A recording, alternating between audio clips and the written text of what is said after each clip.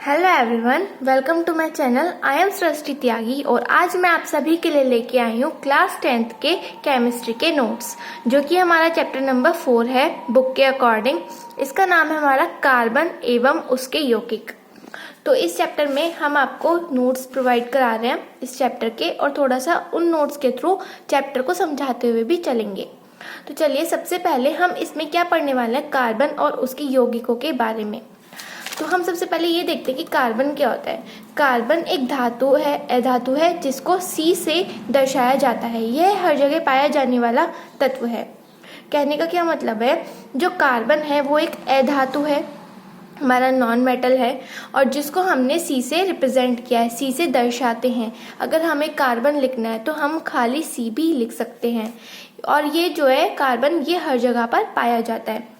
Carbon भूपर्टीप में 0.02% तथा वायु में कार्बन डाइऑक्साइड गैस के रूप में 0.03% की मात्रा में पाया जाता है। कहने का क्या मतलब हुआ कि जो कार्बन है वो भूमि पर वो 0.02% पाया जाता है, और हवा में, वायु में कार्बन डाइऑक्साइड जो कि हम लोग छोड़ते हैं, है ना, पौधे अपने अंदर उनको एब्जॉर्ब करते हैं, और हम जो इंसान होते हैं उसको छोड़ते हैं, गैस को, कार्बन डाइऑक्साइड गैस को छोड़ते हैं। तो उसके माध्यम से हमें कार्बन 0.03% की मात्रा में पाया जाता है। सभी पौधे और जंतुओं का शरीर कार्बन से बना होता है। जितने भी पौधे होंगे या जीव जंतु होंगे, उनका जो शरीर है वो कार्बन से बना हुआ होता है। इसके बाद आता है हमारा कार्बन का इलेक्ट्रॉनिक विन्यास। अब कार्बन जो है हमारा, कार्बन का जो इलेक्ट्रॉनिक विन्यास है वो किस प्रकार है वो देखते हैं।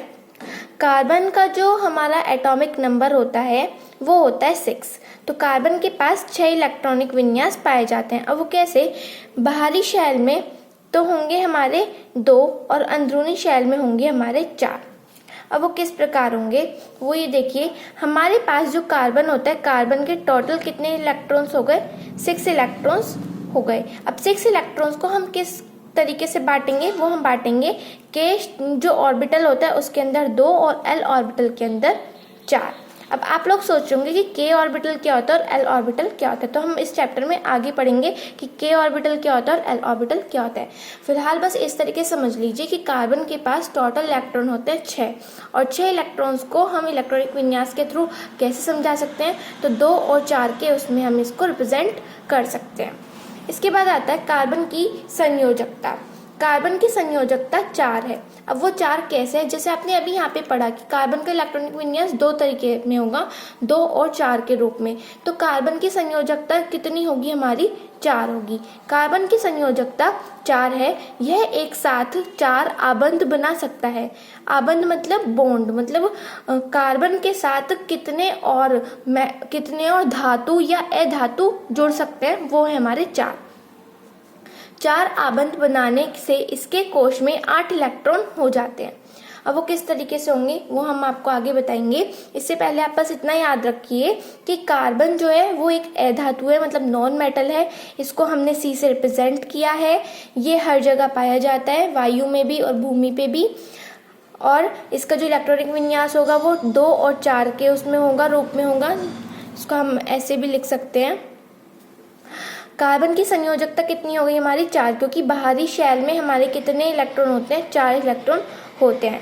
अब कार्बन, जैसे हमारे पास ये हो गया, कार्बन हो गया, तो ये हमारा 4 आबंध बना सकता है। तो 1 2 3 4 इस कार्बन से हमारे 4 आबंध बन सकते हैं, मतलब 4 धातु या 4 अधातु जुड़ सकते हैं इस कार्बन पे। तो टोटल 4 कार्बन, क्योंकि 4 उसके हो गए जो जुड़ेगा, तो टोटल कितने आप वो हो जाएंगे, इसमें 8 इलेक्ट्रॉन हो जाएंगे। अब इसमें एक छोटा सा नोट है जो आपको ध्यान देने वाली बात है।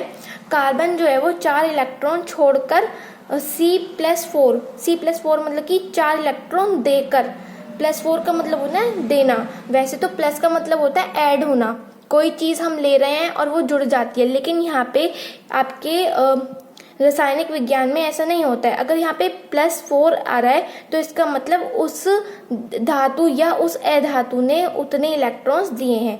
तो यहाँ पे C+4 है तो इस कार्बन ने 4 इलेक्ट्रॉन दिए हैं, लेकिन वो ऐसे नहीं बना सकता है क्योंकि इनके निकलने से ज़्यादा ऊर्जा इनको चाहिए होती है। कार्बन के पास कितने कितने संयोजकता होती हैं, 4 होती हैं। और अगर वो 4 की 4 संयोजकता से दे देगा तो उसके पास एक भी संयोजकता नहीं बचेगी, तो उसके लिए इसको ज़्यादा ऊर्जा की ज़रूरत पड़ेगी।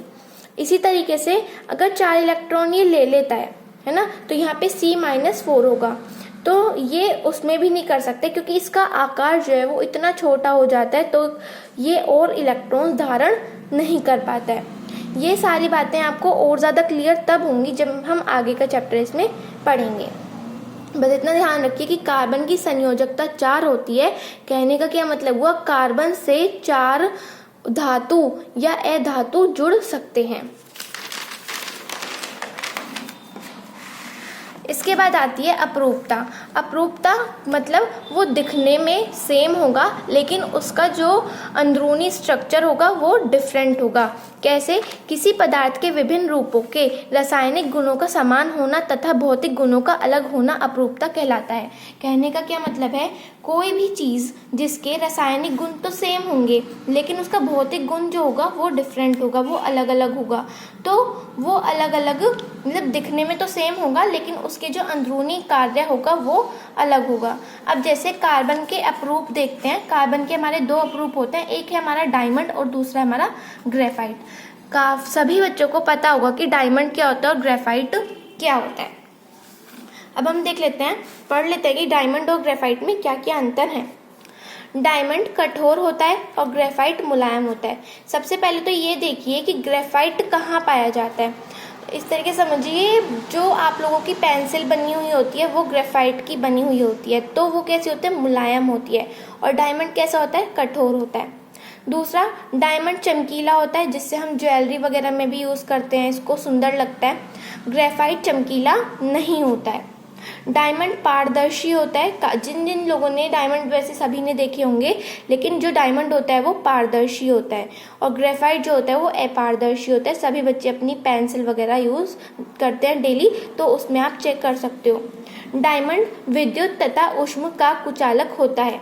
कहने का क्या मतलब है, जो डायमंड होगा वो जो बिजली है, विद्युत है, उसको अपनी तरफ खींचता है, तो उससे क्या है, करंट वगैरह लगने का डर होता है। लेकिन ग्रेफाइट में ऐसा नहीं है।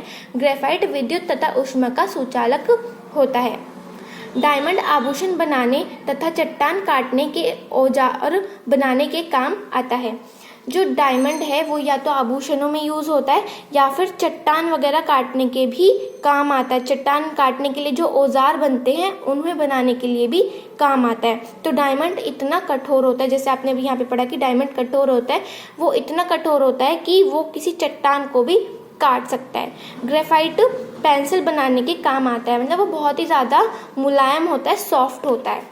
तो अभी हमने क्या पढ़ा, अपरूपता पढ़ी कि जिसका कोई भी पदार्थ जिसके रासायनिक गुण समान होते हैं और भौतिक गुण अलग होते हैं। इसके हमने कार्बन के 2 अपरूप पढ़े, डायमंड और ग्रेफाइट, और फिर हमने पढ़ा डायमंड और ग्रेफाइट के अंदर अंतर।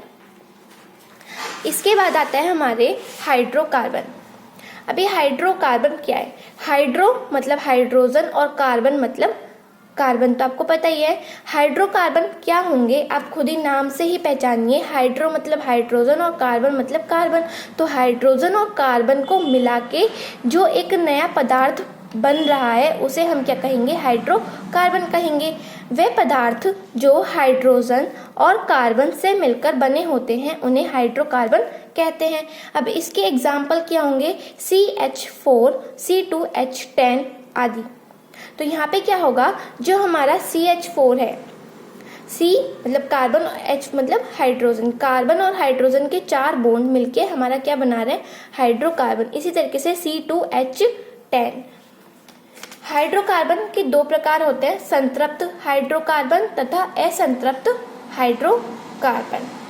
इस वीडियो में हम यहीं तक ही पढ़ेंगे। इस वीडियो में हमने क्या क्या पढ़ा, कार्बन क्या होते हैं, कार्बन की इलेक्ट्रॉनिक विन्यास पढ़े थे हमने, और कार्बन की अपरूपता कितने प्रकार की होती हैं वो पढ़ी, डायमंड और ग्रेफाइट, और हमने पढ़ा हाइड्रोकार्बन किन्हें कहते हैं और हाइड्रोकार्बन के प्रकार। इससे नेक्स्ट वीडियो में हम पढ़ेंगे हाइड्रोकार्बन के जो प्रकार है, संतृप्त हाइड्रोकार्बन और असंतृप्त हाइड्रोकार्बन के बारे में। इसके लिए आज के लिए थैंक यू। अगर वीडियोस अच्छी लगी हो तो प्लीज़ लाइक कर दीजिएगा और चैनल को सब्सक्राइब कर लीजिए।